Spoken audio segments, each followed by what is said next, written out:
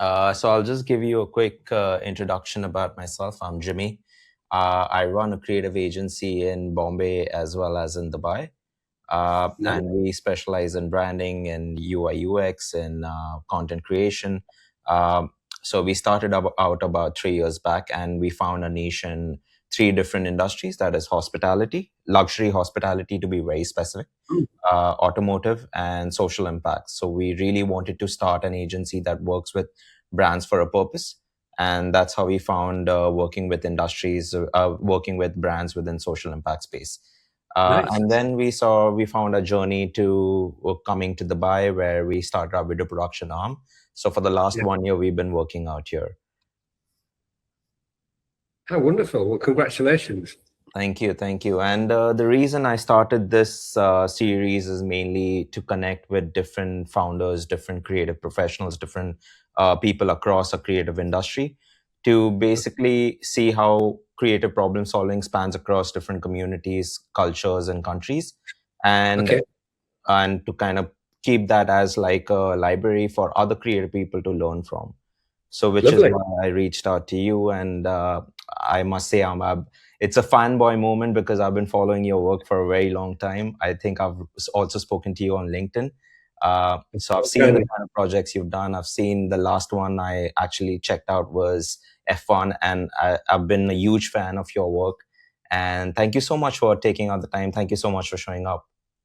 No, you're welcome. It's a pleasure to chat to you. It's the least I can do. Awesome, awesome. So before we start, before we actually get down to the technical questions, I actually wanted to understand your journey, understand what prompted you to start DixonBaxi, understand how what has building this DixonBaxi actually demanded from you personally, and what did you not anticipate in the beginning before actually starting your own studio? Excellent. Four huge questions all in one. Um, yeah. What's it like building DixonBaxi? I guess it's in many ways, it's a way of life, I suppose, which is I've always run agencies ever since I was a young person. So I like the idea of having an entity. There's something about it which it kind of creates a shield around you, and you can occupy that space and make things in it, both your work, but obviously with the people you're working with. So I like that feeling. And building an agency from the outside, you see lots of things, which is you might see reputation, certain types of projects, certain ideas, and it's quite a basic thing. You're making design for clients that then goes into the world. But Yeah. underneath the culture of the business, how you run the actual business side of things, how you protect the business from having to do work you don't want to do, how you secure yourself against a difficult world, that actually all requires a huge amount of energy. Yes. So it's a bit like being a swan. On the surface, it can look very elegant, but the legs underneath are putting a lot of energy into Yeah. that. So the personal demands of that are the focus it requires consistently, basically. So in any given moment, things happen. So when I come into the studio, people say, this has happened, that's happened, some bigger or some smaller. Yeah. So there is a kind of reactive nature to running an agency, which you need to be careful doesn't direct how the agency works. What you want is the systems, the people, the way you work to run that. And then if there's an anomaly or something happens, you fold it back into that system rather than being completely reactive. Otherwise, it can be very wearing and tiring. Yeah. It takes a lot of mental strain. So I think the personal part of it is there's great joy and fulfillment in having something and sharing that with people. But there is a cost to that, which you're always on. Even if you're relaxing, even if you take time off and on holiday, you come back to something which is consistent. Yeah. So it requires a lot of persistent energy and strength of mind and actually conviction. That's the thing you need. So it's balancing those two things really, which is how to make the most out of how fulfilling it can be to be a creative person in a creative company. Yeah. But also having a strength of conviction to make sure that you're focused on the right things at the right time rather than vacillating and moving based on circumstance or a particular moment in time. So why not just work for another agency? Why decide to start your own studio? Control, I suppose, is probably the thing, which is, I don't know. I don't know if I'd be employable. I don't know if I could work for somebody. Maybe there's some ego in that, narcissism, but I think I've always been a self-determined person. The way I entered industry in the world has always been this idea: I'd like to try things on my terms with other people, obviously, and I'm happy to take the risks to achieve that. And with that comes a degree of control where whatever you make, you get the good and the bad of that, at least. Right. And I like the idea of building something with people on the terms of something that is kind of pure and has an ethos and principles that we believe in. So I have worked and run studios where they've maybe lost their way a little bit culturally or the perspective. So the version I'm in now, DixonBaxi, which will celebrate 25 years in October, that's a consistent and carefully built engine to deliver what we want to deliver. And I prefer that to someone else telling me what to do. That actually makes a lot of sense. And if I had to ask you that, if you strip away the clients, the fame that you've gotten working on so many different projects, as whatever I've seen with the kind of work that DixonBaxi has put out, it's very bold, it's very out there. If you take away all of that, what has actually held the agency or the studio together for so many years? Is it your love for people? Is it your love for design? What would you say? Well, you can't take the work out. Right. Because that's what we make. It's a bit like saying to a chef, if you take away your food, what keeps you going? It's a love of making food and sharing it with people. So I have a passion for applied design, so professional creativity that is designed for other people. But the things you spoke about, of course, sit underneath. So I care deeply about people. I care deeply about carrying ourselves in an honorable and a good way. I care about our industry improving and getting better, and I think it's on a good path to do that. And I care about the creativity, setting fire to things, things that excite us, things that are distinct, things that push us, things that challenge us, things that make the heart rate race and the hairs on the back of your neck stand up, because that's what I like about being a designer. Though I'm not a practicing designer day to day in the same way I was earlier in my career. Yeah. I have like a ball of fire in my stomach, and that burns very brightly. And I use that to create an engine of creativity with lots of people. And so that's what I focus on. So that's what's underneath is the attitude and spirit and ethos of how we run things. So we're principle based, we're self-determined, we work the way we want to in a non-competitive and hopefully non-arrogant way. And we try and do work where when people see it or use it, they don't know we designed it, but they can feel our passion for the work and wanting to make something that they care about and connect with. Yeah. And was it hard to kind of give up? I know initially, because I'm facing that right now in current time, where it's very hard because if I dial back a little bit, I read this theory about a maker versus a manager. And for the longest time, you're a maker, you're a designer, and you're in hands-on on projects, and then you suddenly have to dial back and sort of look into operations. So was that hard for you to dial back from design and focus on larger things, focus on running a studio? Yeah, of course. I mean, there's any change state requires relearning. Yeah. And I think, there's two forms to it. Maker to manager is just the natural order of things as you develop a professional career, which is you start out being focused on your own skill sets, the things you want to achieve and your initial journey, which is very self-obsessed, which should be, because you're finding your way creatively in the world. Then as you develop, you realize that in most instances, when you're working professionally as a creative, it's a collaborative thing with the teams you work with your clients, with the people around you. So you learn that you can achieve together then. When you have an agency, that's accelerated by the fact that you hire those people, you create the space for them. So what I've always done is seen it as I sit underneath. I don't sit on top. My job is to create the space for other people to create. And I see that as a creative endeavor. So I see the way that we manage our financial aspect is a creative discipline. It's the stronger we are financially, the better choice we have in terms of work we do for the right reasons rather than just for revenue.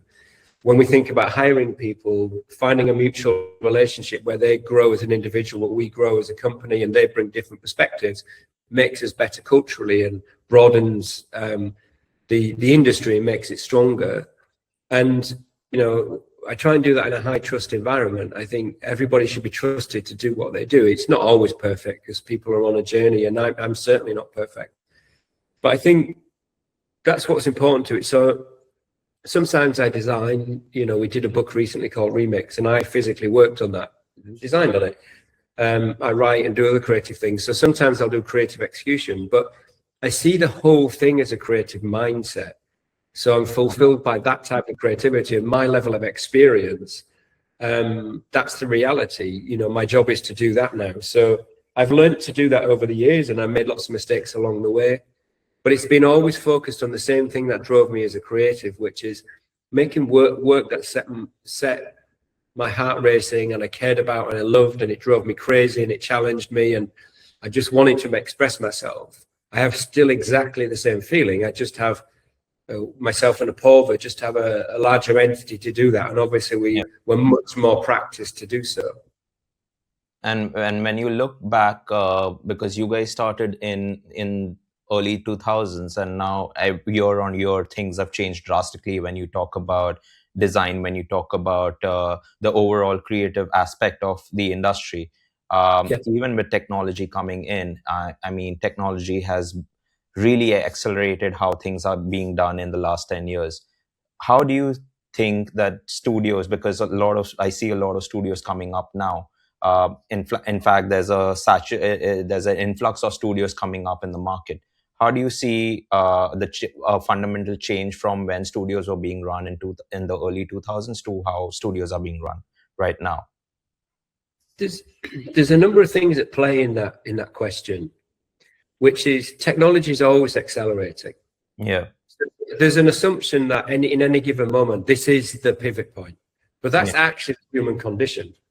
We're all learning and developing. So if you go back to 2001, there's no Uber, smartphones, applications, social media, TikTok, those things didn't exist. The internet exists, a digital reality exists, but even the internet and the kind of social aspect of that and communications didn't. There were no product designers. Digital design was really just publishing and websites. So fundamentally, there's many more creators doing many more different disciplines in a much more connected world. And it's moved from what used to be a static, traditionally when I started in the industry, I started on the transition of analog to digital. It used to be a fixed system branding, which is you made something and applied it to lots of things. Then it became interactive. And now it's actually going to be a shared cognitive intelligence, where the fabric of everything we do will have a kind of hyper intelligence connecting us. So we have to account for that. But the change is incremental. It always feels like there's a huge wave of things happening. But when you drop below that noise, why you make what you make, who you make it for, the benefit of that, how you bring yourself to it, your judgment, the creativity you bring, the reasons for it, the intellect, they all precede whatever the technology is. And at the moment, there's a lot of conversation about things like AI as a tool. And it isn't a tool. That's like calling the internet a publishing tool. It's not. It's the fabric of something. So what's actually going to happen is all the things we do on a kind of daily basis is going to have a different level of intelligence that allows us to communicate, move around, drive, listen, and enjoy entertainment. So we have to build design systems inside that. But it's all going to happen in the next 4 weeks. It's going to change and develop. So you need your creative process and your worldview to be at the edge of that. If you're too far ahead, you'll be too soon. If you're behind, you won't be able to catch it up. So you need to be in that sweet spot of almost if there's a wave, you need to be on top of the wave, behind the crest, not in front or behind it. So it makes it difficult to track. But if you have a reason for what you do, and you have a conviction of what you do and judgment, and there's meaning to what you do, and what you're doing is matters, and there's a reason for it, how the technology delivers that is really dependent on what you want to do. So that's what we're trying to do, is remain relevant and useful to people in the systems that they're going to use, in the same way that prior to Uber, people didn't, or things like that, people didn't build digital applications in the same way. There were different ways of engaging. So your design just reapplies to whatever the new paradigm is. Yeah. And so I want to kind of move to another direction of questions, where you mentioned that when you started out DixonBaxi, it was mainly because you wanted some aspect of control over the kind of work that you create. And I struggle with that too. Or when I started out, I also wanted to kind of get that freedom or flexibility to the kind of work that I'm creating. And I feel like founders suffer with that sort of syndrome, right? I feel like they suffer with some sort of God syndrome, where they want utmost control over things that they do. So how easy was it to get a co-founder? Was it seamless in your journey of building a studio? And do you think DixonBaxi would have reached the sort of space or sort of epitome without a co-founder? Would you be able to make that yourself? No, it wouldn't be the same. It wouldn't be the same, obviously. I don't really buy into the God thing. Okay. One reason is I'm an atheist, and the other is that I think there's a wrong framing. Okay. Control is about your place in the world rather than manipulating people.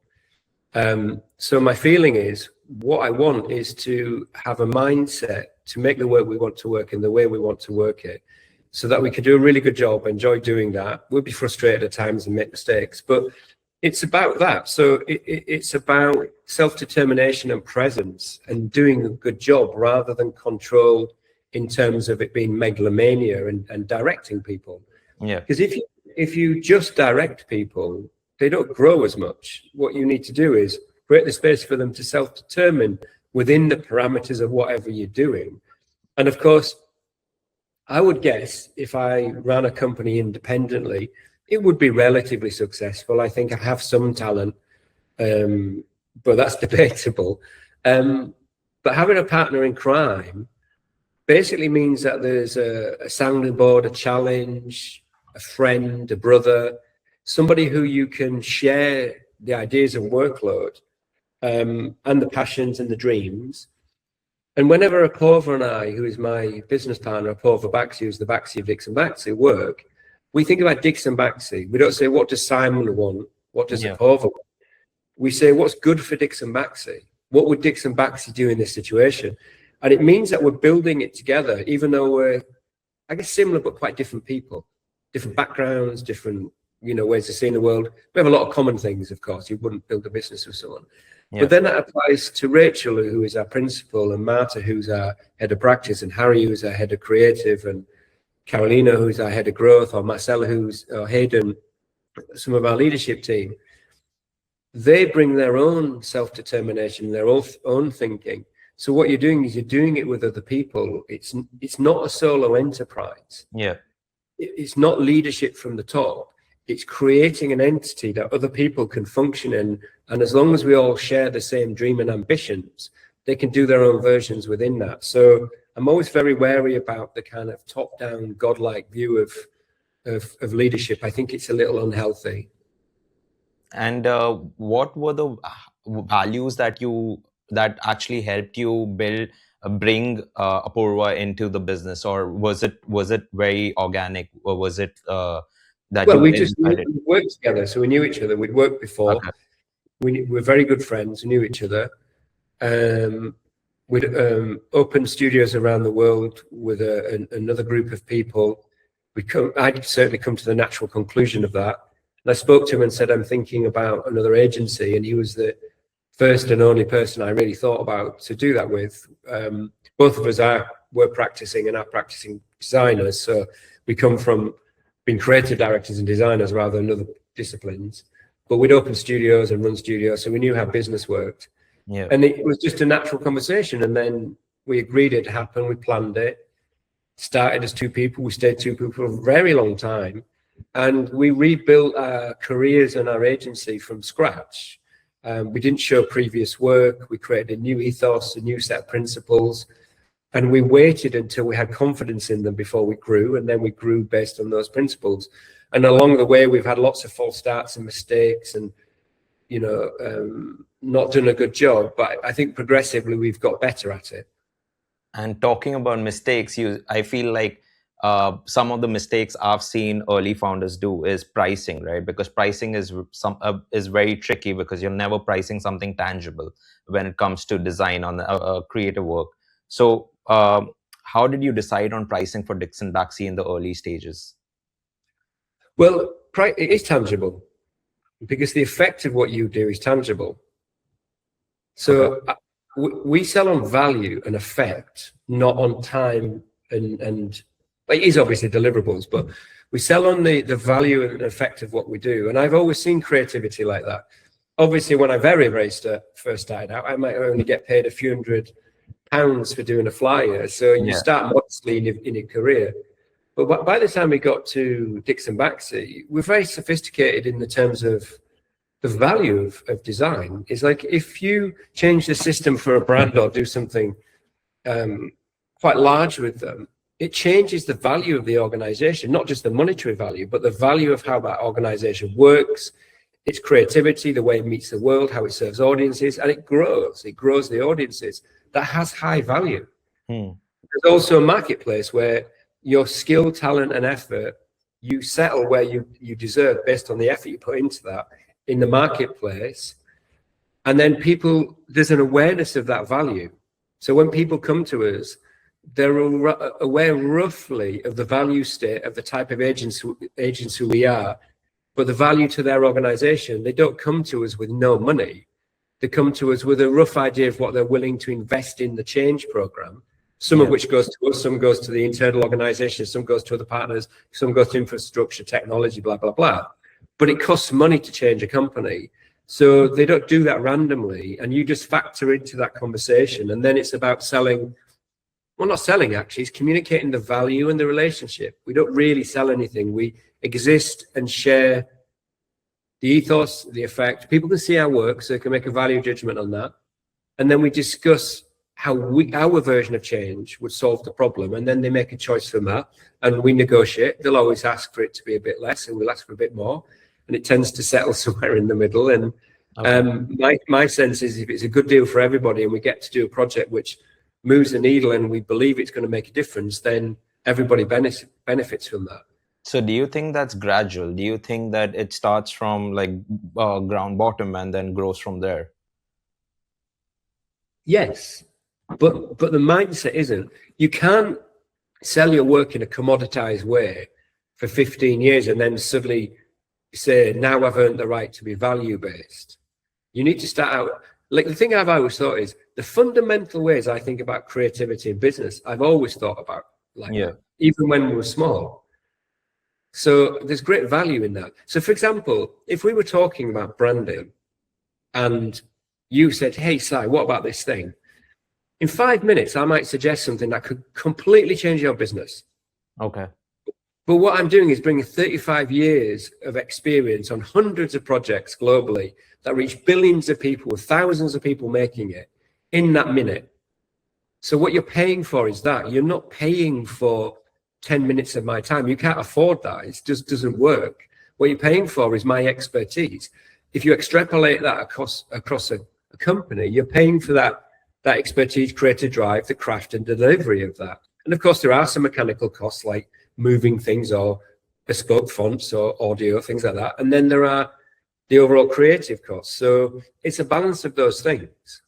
I hope you don't charge me for this conversation though. No. I mean, one could do, but you get my meaning, don't you? Yeah, I do. I mean, I spend a lot of my time talking to people, so I'm actually very happy to give my thoughts away for free. I don't hold them. I never consult. I never charge money. I don't charge money to speak at events. I don't charge money for anything. I've never tried to monetize my knowledge. I think it's important to share it. So, and I do 400 or 500 calls a year, at least. Probably more. If you include things like this and mentorship stuff and other calls, meeting people, it's probably 700 or 800 calls a year with different people. And at no point do I ever not say what I think. I always share the ideas because my belief is it's reciprocal. If I share ideas, I learn off other people. They remember that relationship, and if I'm useful, my agency is useful to them, they'll work with us. If not, no harm, no foul. We'll just be friends, or and we'll move along. And I think generosity is a superpower. If you're any form of creative, you can share knowledge and share insight and help support people. You might not get that back directly, but I think it improves things. No, I agree to that, because that I feel is what differentiates like the top studios from the other studios out there. Speaking about other studios and a lot of small agencies and businesses coming up, why do you think that is happening now? Because I see an influx, because everyone who graduates, even steps out of college, even without any experience, they tend to start their own agency, their own branding firm. Why do you think that is? Yeah. That's a generalization. That's not an actual truth. So not everybody does that. Some people do it. Some people do, but I've seen a lot of them do it. Yeah, but you need to qualify that, because it's easy to say large macro statements like that, but the truth is not actually that. Most people work for somebody else. They work at businesses, they work at clients, they work at products, they work at agencies, networks, small, independent. There are more agencies now, for sure. There's more access. It's never been easier to start an agency. Technology is cheap, access is cheap, communication is cheap, the tools are cheap, software is cheap, and you can basically amortize that over time. You don't have to buy lots of expensive things, and you can do it remotely. You can work anywhere in the world. So that just gives access. So that's part of the influx. When it's difficult to get a job, an alternative is being a freelance person or an agency. So that's part of the reason. But I think just the industry has grown. So there's more access to different types of people. There's more, I guess, understanding that different types of agencies have different benefits to people. So I think that's the case, but it's not everybody. It's just a naturally growing and developing thing based on how culture, technology, and branding works. And agencies are like empires; they rise and fall. So some people have agencies for a very short time. Some people have them for a long time. Some people have multiple agencies. Some people have agencies then go client side. Some people work for people, then start an agency. Some people go freelance, then have a business. There's many routes to doing it. There's no kind of ideal way. And the same with size. You can be one person agency, or you can be, acquired and be part of a network of thousands of people as an agency. And there's everything in between. So I think it's about personal choice and direction that suits you, I think, really. Understood. And in this world where there are so many agencies that exist, because I've spoken to multiple founders, and they've told me that in today's world, it's better to be a vertical agency versus being a generalist. What are your views on that? Do you think an agency survives better because they take all kinds of projects, or they move down to one vertical and stick to one niche? I think it's two parts to that. You can be niche in terms of, let's say you do luxury, just do luxury. That is a choice. You can choose to do that.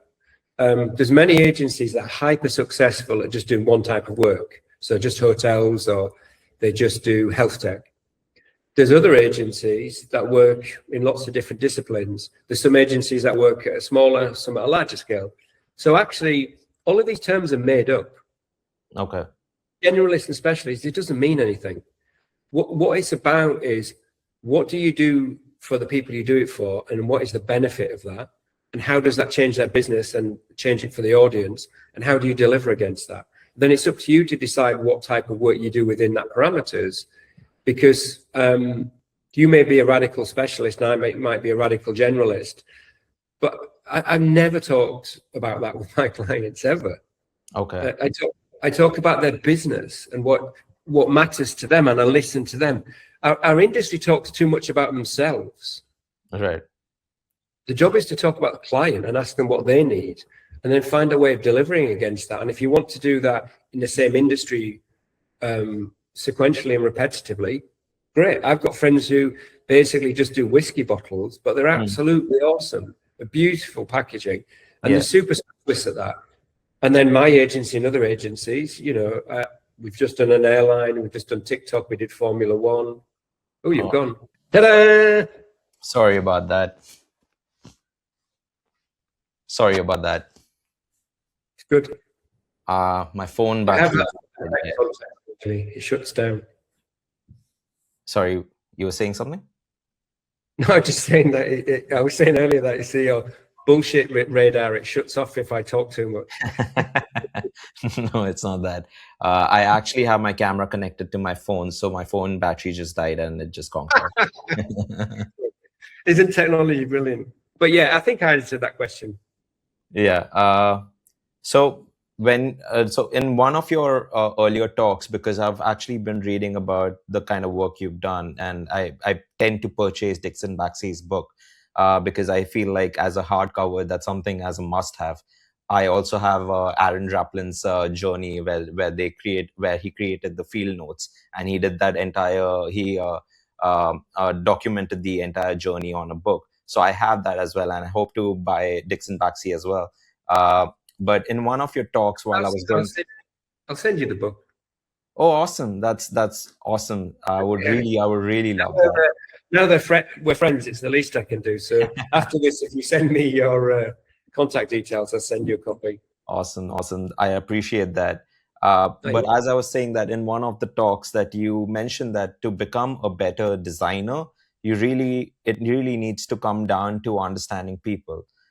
Even as a branding agency, or any sort of work that we do as creative people, it comes down to understanding people and driving insights from them. So when I ask you, what does understanding people actually look like when it comes to your day-to-day life, what would you say?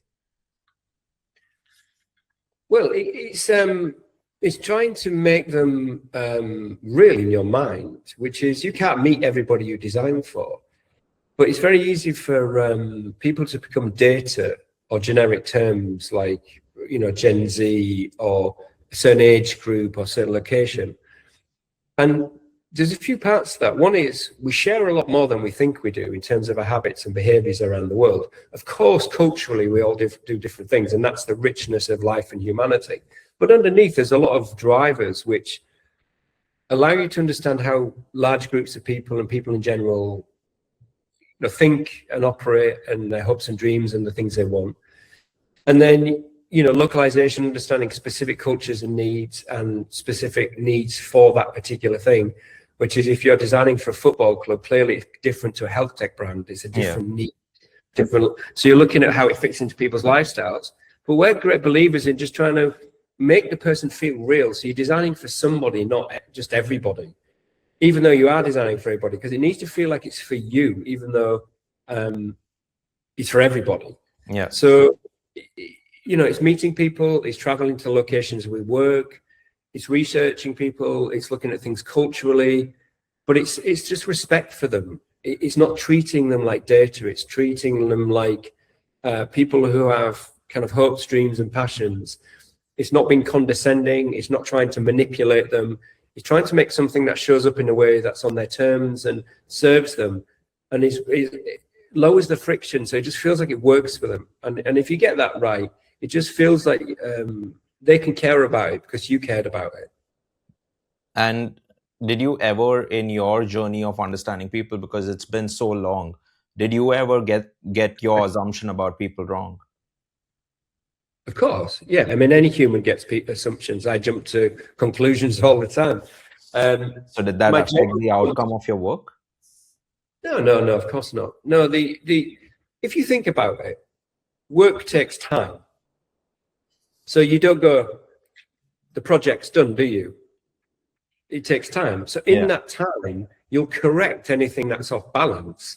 Okay. So say, for example, we're gathering insights and we fall on an insight that we think really works. We'll be testing those insights, we'll be building on them. And if when you lean on the insight, it starts to collapse or you learn something new, you need to adapt that in your process.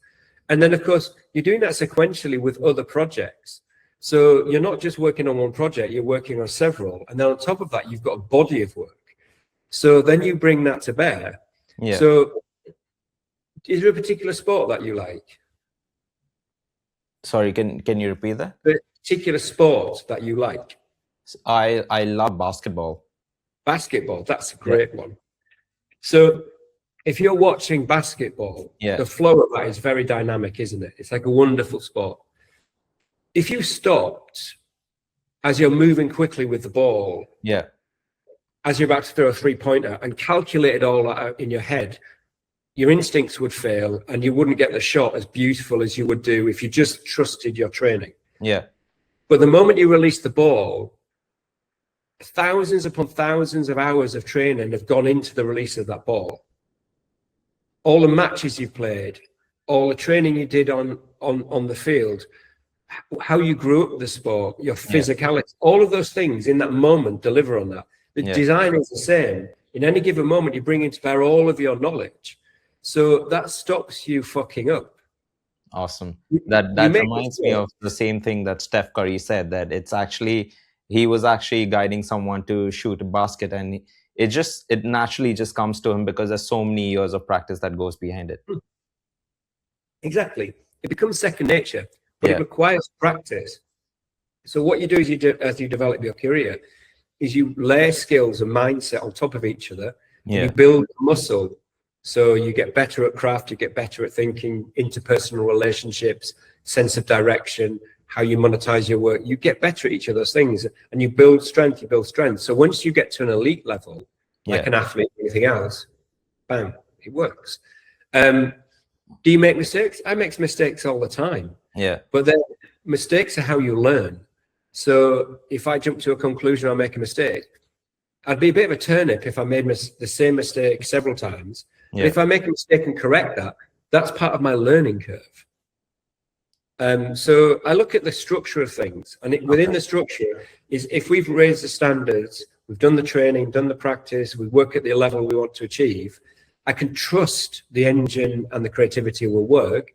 And then if there's an anomaly, we'll fix it, address it, and move forward. And like an example would be, we have a phase called Ignite in our process.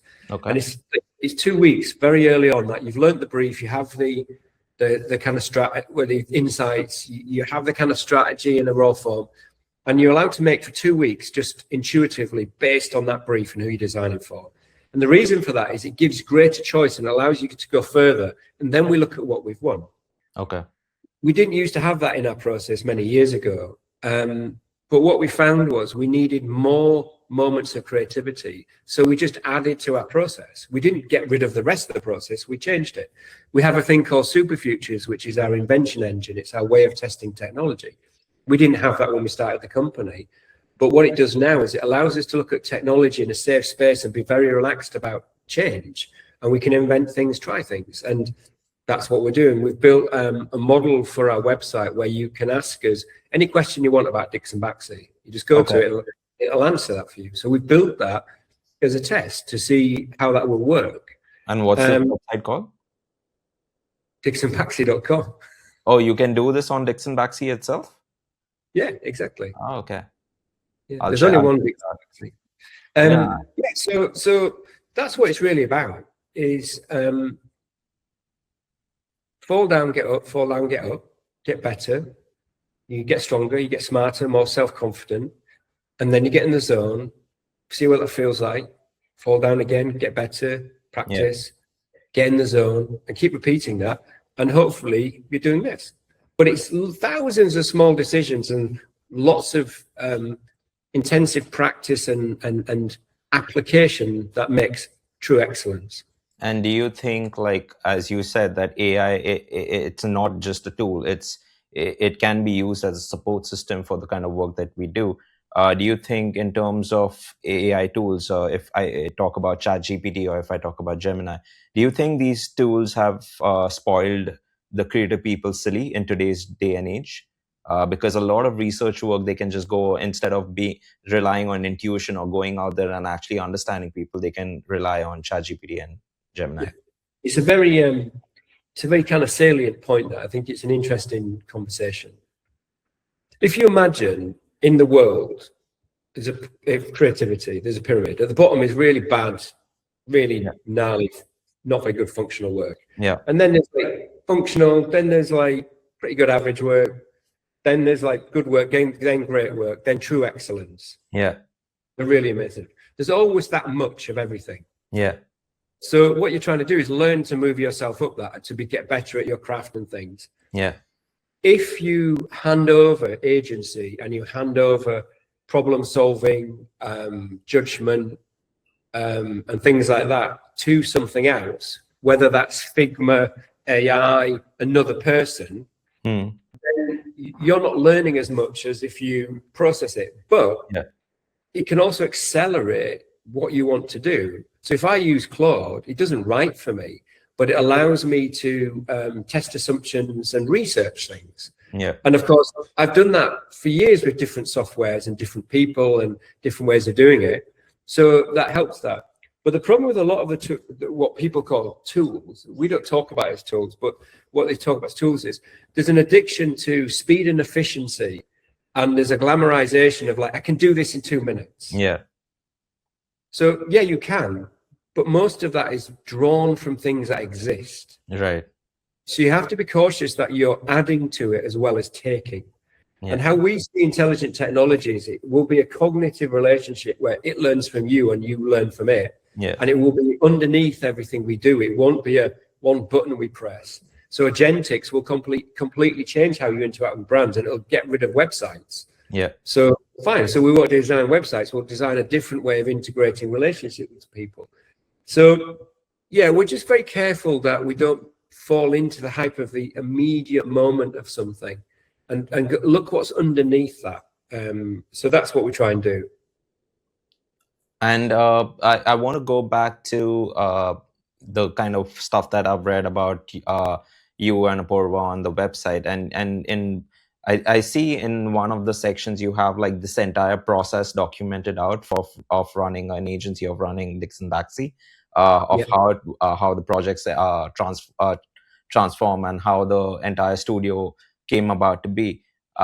When you talk about starting out in your career, when you and Apurva were figuring things out, you spoke about that you just dived head down, right? And a lot of it was trying to figure it out on your own, or mentoring each other. So how did that kind of work out on live projects? When I started DixonBaxi, I was already very good at what I did. Okay. So I'd already been part of opening studios in London, New York, and San Francisco. I'd also started at 19 an agency in the north of England, which is where I'm from. Okay. So I started at 19 and I started DixonBaxi at 31. So I'd already worked that length of time. And I built brand systems for Nike, concept cars for Ford, TV commercials, worked at a very large scale around the world. So I'd already learned that. So I learned that in my 20s. And I learned that through praxis, or in the sense of self-initiated learning. I've always been a self-starter. I didn't go to university. I went to provincial college. I didn't go to school. I was home educated. So I've had to learn a lot by reading, doing, and practice. So whenever I think about something, I think about it, I write about it, I get the idea, and then I figure out how to make it. Okay. So that's how I do it. And I have a high tolerance for saying, I think this will be a cool thing to do. Let's try it, and then just do it. And that's how I've learned. Obviously now we have very, very practiced systems that have been built over time through thousands of projects where you learn what does and doesn't work, how to communicate with people, how to carry yourself. And I'm still learning that, of course. I still make mistakes all the time, but you get good at the basics, you know. So, you know, if you get to, who's your favorite basketball team? Yeah. Golden State, sorry, yeah. Yeah. So you like the style of play that they have, Yeah. and you like how he plays. Yeah. I Yeah. love how he plays. Yeah, it's great, isn't it? Yeah. So I like football. So, I like watching Barcelona play, for example, when they're at Okay. the best. So what you then get to is it transcends just the function of the sport, and it starts to be about how you choose to play basketball or choose to play sport. Yeah. There is a kind of ethos and a spirit and a raison d'etre to that. And creativity is the same. The idea is to find your version of that. So I want us to feel like that. I want us to feel like we're alive when we're making and trying new things. And, I'm sure Curry feels that when he's playing. Yeah. And I'm sure Barcelona players feel that when they're playing. And I want to feel that, and I want my team to feel that when we're creating. Not all the time. Yeah. You lose a game, you get an injury, maybe you're benched, maybe you don't win the championship that year.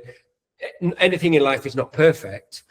But in general, are you creating or making in a way that fulfills you and is moving you forward? Then I think that's what I look for, really. That's great that you draw a parallel to sports, because my next question is kind of on those lines. Because when you're running an agency or you're any sort of business, there are multiple stages to growth, right? It starts off slow, then it accelerates, then it hits its peak, and then there's a moment of stagnation. For many studios or many founders that I've spoken to, many agency founders kind of give up when it reaches that peak of stagnation. When you, as you mentioned that. Why does it stagnate? Because I feel like they can't really get new business, and that ends up being this level of stagnation where they can't really push or innovate on new services. Yeah. But that's another generalization. I'm saying from the most of the founders that I've spoken to. Yeah, but it's still a generalization. If you ask those founders why did their sales stagnate, yeah, it'll be to do with their growth engine. Okay. So I have the same conversations with you. So I definitely don't mean to argue with you. Everything you say is completely lucid. But I think it's important to separate general terms with the reality. Yeah. Because if the assumption is you have fast growth, you develop, then you stagnate, that is not the paradigm. Mm-hmm. That's the paradigm if you don't build a great growth engine. So why does Nike still exist at the level it does? And why does Apple still exist at the level it does? Why does Delta Airlines still exist at the level it does? Why does Uber still exist, or Netflix? How are they still going? I think they have their processes and everything. Yeah, exactly. And how are we going after 25 years? That's actually what I wanted to ask you.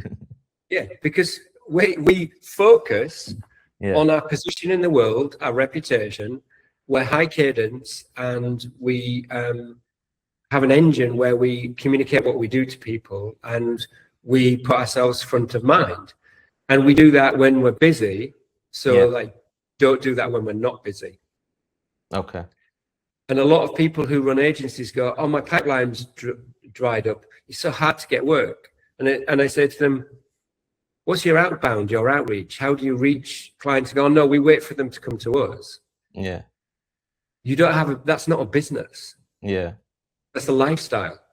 So there is a requirement if you run a business to run it in a way that fulfills the growth engine eternally, in the same way your culture and creativity should work eternally. It can't be a surge thing because it's very hard and difficult in business. Now, of course, if you're in, say, hospitality and COVID happens, that's really hard to deal with. So that's about structural strength and ability to survive when things are difficult. Yeah. But in general, the path isn't growth, acceleration, stagnation. It's learning, growth, development, learning, growth, development, learning, growth, development, if you have the right engine. Got it. So you would say that a lot of businesses stagnate because of the growth engine? Of course. Or they don't focus on people. They don't focus on how their work meets the new challenge of what their work needs to meet. Yeah. So it's everything. It's each component. It's the growth engine. It's whether or not your work is relevant and delivering against what you need to going forward. Are you pushing your creative boundaries and growing? Yeah. Are your team skilled? Are they growing and developing? Are you mentoring them to meet the new challenges? Are they trusted to deliver and bring ideas to the table? So it's a constant cycle of development in each component of the business, with hopefully financial security, so you don't have to make compromise choices in what you do. But you've got to keep meeting the world in every moment in the way that brings something to the table. And if you do, you'll earn the right to continue doing so. Man, I feel like I really need to fix my own growth engine after speaking to you. So, yeah. But yeah, Yeah. I would definitely love The to. other thing as well is there's several types of ways you can get work. There is inbound, where people come to you. Yeah. There's organic growth, where you develop work you already have. Yeah. There's referrals and relationships, where you get referred by people or your reputation. Yeah. And then there's outbound, where you reach out to people and talk to people and build relationships. Yeah. All of them are valuable to a company, and they all require watering and pruning and developing. But a great growth engine, what it does is it self-determines your business. If you just wait for work to come in, you'll do lots of work that is very similar to what you do now. Yeah. If you do outreach, what you can do is target people you're not currently working with in different sectors, different locations, different challenges. Yeah. And it allows you to self-determine what you are, rather than let the world determine what you are. And for me, that's the key to success, is making calculated, conviction-based choices in each component of the business to be the type of company you want to be, based on the creativity you want and how you want to carry yourself. Everything is a conscious decision. If it's not, then you will have a blind spot or weakness. The other thing to do is remove limiting biases, which is why I'm challenging some of the phrases, because what you're doing is calcifying ideas which underneath can be confounded. I have a question there. So you spoke about how I can, when it comes to outbound, right? And you reach out to people and try to work on projects that you haven't worked on before. But many of the clients that I've spoken to, or people within my network have spoken to, have always required, they have like this limitation that unless and until you worked on similar projects, we cannot work with you on a project like that. So how do you do that? There's two things there. Yeah. One, they're the wrong clients. Okay. If you constantly just go to people who don't think like that, and there are people like that. The other thing is, you may be not communicating the benefits under your work. What you're doing is you're expressing the function or the form of your work, the sector. And again, that's why earlier I was reacting to that. What you need to do is express the effect of your work. So when I talk to somebody, I don't say, I have such a great understanding of how airlines work. What I talk about is, what's your problem? Well, we're very successful as an airline, but we need to reach new customers. Yeah. We need to reach people who are younger, in different locations, some new global markets. We also need to join up how the real world links to our digital brand. They're actual problems. We're very, very, very expert at doing that, because we've done it for Formula One and TikTok and Google and ESPN or whoever it is. Yeah. So those skills are transferable. So when I talk to somebody, I talk about how we connect to people, audiences, how we build systems at scale that global brands can connect to people on their terms. It makes it easier for the business to deliver what the brand does for people. It makes them more inventive. It's simpler to use. It future-proofs them. Then I'm selling the effect and benefit. I'm not saying I understand how a plane comes in on a runway and the logo sits on a tail pit at the back of the tail. That's not what we're doing. So there's two things. If you keep going to the same people and they won't trust you, maybe the pool of people you're talking to is too limited, or you're not communicating the depth and benefit of what you actually do. You're too much on the surface, the function and the form of it, and it's too literal. So they're judging you on literal things. The other thing that does is it forces you towards competitors. Yeah. So I'm careful to talk about our process in a non-competitive way. We don't creatively pitch. We just build chemistry. We do proposals and things like that. Yeah. And then we talk about how we work, so that we're not in a conversation with other agencies. So if they say blah, blah, blah, I say, well, that may be how other people do it. But the conversation is about what we would do together. Got it. And if you want somebody who is going to do the same as your rivals, the sea of sameness of your industry, if you want to follow the same cliched ideas that other people do, you won't stand out. There'll be no distinction to your brand. And if there's no distinction to your brand, how is it going to survive? Man, I love that. You've given me some great points to think about. Yeah. So you spoke about Formula One, and I would really want to take some learnings from there. What were some of the biggest challenges that you faced while working on a big project like Formula One? The responsibility of it being so big, because it's an idea in people's minds. Yeah. So you have to be sensitive to what exists already.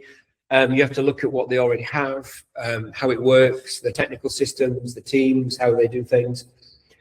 But really, it's about how does the brand show up for different audiences in different places. So if you take Asia, they have a very different relationship to Formula One than, say, North America than Europe. So in Europe, for example, people watch hours and hours of the sport.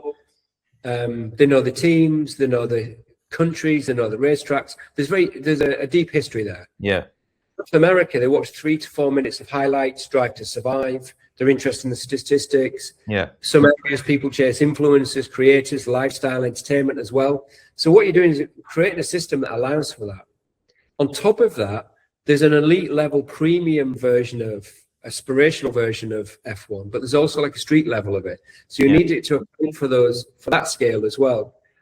It's like putting the Super Bowl on every 2 weeks as well. It's a huge physical event. Yeah.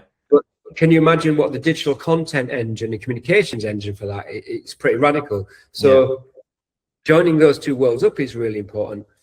The brand has to sit alongside other brands, Tag Heuer or Mercedes or a location, Ferrari. Yeah. So you have to figure out where the brand sits with other brands and build a hierarchy for that. They have sub-brands that sit under that. Yeah. They have communications platforms, the drivers. So it's the complexity of all of those moving parts that makes it tricky, but also making it feel like it works naturally wherever it shows up and as simply as possible. So it's easy to manage.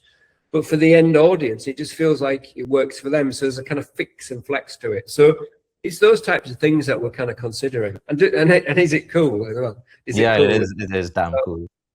Yeah, of course. But that's quite hard at scale. Did you get to take back some merchandise from there? Yeah, there's loads of it. We've got like all sorts here. Wow. The team races, of course, they met the technical teams, and so there is a great thing about designing or creating for a living is that it's part of your life, So our team might go to America to a sports franchise and hang out with them. Yeah. They might go to to I don't know, like one of our clients in another country and look at how something is made technically.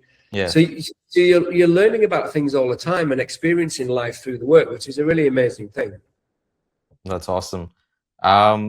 So coming back a little to how work happens at DixonBaxi, I feel like a major part of my life or how I creatively evolved was the kind of feedback or the constructive criticism I was given during my career. Even when I'm on my learning journey, even right now, when I'm getting feedback from you, it really helps me grow, right? And that stands true for a lot of creative people. So how does the feedback process work at DixonBaxi? And how have you put a feedback system in place to actually improve how creative people grow? So you're talking about feedback in terms of personal development rather than feedback on the work? In terms of both. Okay. So feedback with the work is about not taking feedback literally. Okay. So that's about understanding why the feedback exists, and try not to be directive and allowing people to understand why you're having a conversation.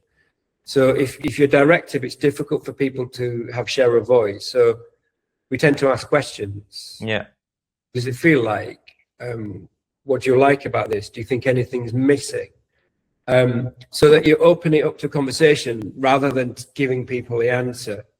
On top of that, if a client says, for example, I'm not sure about blue, you could change it to purple or red, but you could say, well, what's behind that feedback? And it might be that they tried blue before and it didn't work. It might be that the founder just doesn't like blue. So there might sometimes be things like that. But then they might say, well, and it's a little bit cold. But then you might realize maybe it's because there's no art direction of people in it. Maybe it's not human. So maybe the blue is not strictly the thing. It's about that the design system feels a bit distant and cold to them. And that could be about how you write, the font choice, art direction of people, using graduations rather than solid colors, or changing the blue. Yeah. But what you're looking for is what's behind the feedback. When you're talking about personal development, it's developing that safe space where people feel like they can be the best version of themselves rather than a generic version of a designer or a producer or a strategist. And saying, look, this is the path. This is where we think you are.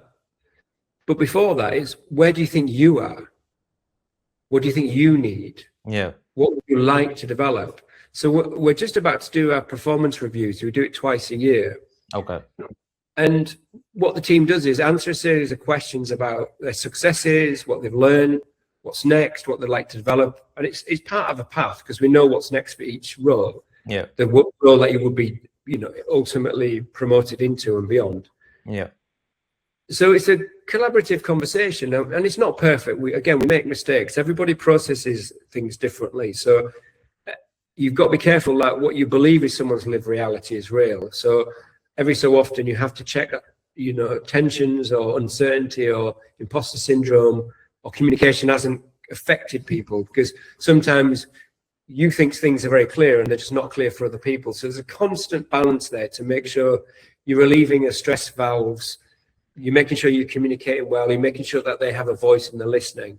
So it's a constant thing, and it's the thing we worry about the most, to be honest. It's like a really difficult thing to do. Okay. It's quite a humbling thing to do because you never nail it. You never nail it. But you're trying to give them voice and agency so that they can see the path and journey, and it makes it easy for them to learn and develop, but trust them to do so. Okay. And in some of the videos previously, you've also spoken about doing a documentary for DixonBaxi. What was the intention behind that? Well, we have 3 series of the DixonBaxi Way that's on our website. And that is really just to share our creative process. A lot of it is really that the industry used to be quite closed and it was hard for people to understand how agencies work. Yeah. And we just wanted to show that it is complicated, but it's not complicated. There's lots of different ways of being creative. It's not just about being a product designer. Yeah. You can come through different pathways. Not everybody has to agree on everything. So it was really to make something that was open source and just share knowledge with people to hopefully give them a sense that there's room for everybody, and creativity is a great thing to do as a living. Awesome. And now just the last 2 questions I have. If you had to kind of go back to the beginning of your journey, knowing everything you know right now, what would you do differently? There's 2 answers to that question. The basic answer is I wouldn't change anything, because where I sit now is I'm fulfilled. Okay. So every decision I've made along the journey has put me in the position I'm sat in now. Okay. So as I'm fulfilled and to a degree control the destiny of us, I don't see why I would change things. The second thing is I can't change anything. That's the whole point of the journey. Yeah. Is that what you do when you start out is what you do when you start out, and what you do now is what you do now. Yeah. So if you learn from that and develop, then it's okay. So it's basically an empty idea. There's no meaning. I could give you advice and things that I would do if you were starting out. Yeah. What would be the one advice for people who are just starting out? Focus on the way you want to work and go after that, and practice really, really hard to get good at it. Okay. Put your 10,000 hours into it. yeah, fuck that. It's like way more than 10,000 hours. Awesome. And from your perspective, someone's trying to work with you or reaching out to work with you. Uh, what would it take to make? What would you? What would they have to do to take for you to take them seriously? To take us seriously, so build a relationship, humanize a relationship. Okay. If you imagine, I get contacted by many people. Yeah. A lot of people they'll connect with me and they'll just send me a folio. Okay. Or they'll send me a CV and say, I'd like to work. Yeah. That's like throwing a brick through my window with a portfolio going, will you look at this? And I go, no, I'm doing something else. But if people reach out to me and start a conversation, share ideas, have a chat, it builds a relationship in the same way you and I have. Yeah. So, and don't be generic, but you know, it's amazing how many people stay on the surface, which is, it's a portfolio, I did a brief. You need to be an idea in people's minds. You know, why do you do what you do? What do you care about? How do you see creativity? Because when I think about Jimmy, I need to think about an idea. When I leave the room, I need to, you know, talk to Bob and say, I was just chatting to Jimmy about, you know, building agencies. And we was talking a lot about the engine of growth, and we debated that. Yeah. So you become an idea. But I think if we if we're talking more, I'd start to say, well, Jimmy's work is like this, or his ethos is this. And then suddenly you're a thing, you're not just a generic agency or designer, you're a specific thing. So it's trying to just help with that, because there's thousands of portfolios, websites, CVs, and resumes. And they're all very similar. But that's just it, right? For anyone who's trying to work with you, and you're looking at, probably not even looking at, but getting about 1,000 portfolios a day, how is someone supposed to develop a relationship with you? How do you make friends? I would probably not talk about my portfolio. Yeah. Say for example, you and I are at a party. Yeah. And I came up to you and I said, we should be best friends. Yeah. Okay. And then I start going, oh, I just bought this shirt, I'm really liking it. I've just got some new aftershave and I'm feeling quite good about these glasses. You're like, who's this guy? Yeah. But if you start talking to each other and get to know each other, it's a bit easier. It's really hard to do. It's a numbers game, really. You need to be present in the world, go to events, share your work, be clear on social media, connect to people, share ideas, share your thinking, comment, get involved. Yeah. It's an additional thing. There's no cheating it. So the more you show up, the more research you do, the more you understand how other people work, the more you see it from their perspective as well as your own, works really well. Agencies and people have an amazing tendency just to think about themselves and talk about themselves. Yeah. As an agency, you should be talking about your audience and the client. Yeah. And what they need. As an individual, you should be talking about the relationships and things you care about and what you would bring together if you work together. So it's just helping with that process. It's really tricky, but it always is. It always has been. You know, getting work's always difficult. Getting jobs is always difficult. It's a tricky thing to do. Yeah. But the superpower is applying time to do it. You just have to put the time in. So instead of watching Severance or Euphoria, spend some time on yourself in the same way you might go for a run to be healthy. Awesome. So that again, I was supposed to end it with this question, but since you brought up Severance, what is your favorite show to go to? TV show? I don't have a favorite TV show. Or what is something that you're watching right now that you really like? I'm not really watching anything at the moment. I mean, I sometimes watch older things just if I want to relax. So I might watch an episode of The American Office if I just want to kind of chill out and have it in the background and tick over. I'm careful about watching too much stuff. Okay. Because there's a lot of stuff that looks really good, but actually doesn't have a lot of meat to it. I actually read a lot more. So if I want to chill out, I'll put time aside to read, and I'll read about things that interest me. I read a lot about science and behavior. I like you know, physics, astrophysics, things like that. science fiction. So I read a lot about behavior and the structure of things, how the world works, things like that. I like that type of stuff. That allows me to it cleans my mind, and it makes me feel like I'm learning something. And then when I come back to work, I feel a little bit fresher. Okay. I'm actually reading this book called Cadabasis right now by R.F. Kuang. If you want something easy to read, something to breeze by, definitely check that out. Okay, I'll check that out. That sounds cool. Good recommendation. Yeah. Awesome. I think I'm done here. Thank you so much for answering all the questions and being patient with me. It's a good list of questions. So hopefully, I don't know if I've done it justice. So I hope it was helpful. You've given me great advice, though. I definitely have something to think about after this call. Yeah, great. Well, many thanks for reaching out, and thanks for doing this. It's really cool that people like yourself do podcasts and video casts like this, because it opens the industry up and it brings people together. It's nice that someone in London and Mumbai can discuss these things. It's a really lovely thing. So thanks for doing that. That's definitely the intention behind it. And yeah, as I consider this as the first step to building a greater relationship with you. So in case you do want to reach out to me, just dropping a hint here, in case you do want to reach out to me in the future for any project, do feel free to do so. Cool. Awesome. Thanks so much, Simon. And I will definitely keep in touch and hope to do this again soon. Okay, let me know when you release it. Yeah, for sure. And if you'd be so kind to share it all over your socials, share it over your LinkedIn, Instagram, wherever you're active. Okay, if you send it to me when you're ready, I'll share it. Yeah, I'll take a couple of days to edit it, and then I'll send it to you.